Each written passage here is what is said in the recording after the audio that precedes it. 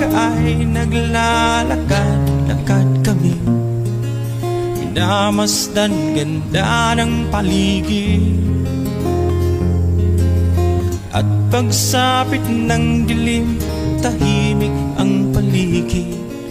Mga bituin sa'yo'y nakatitig.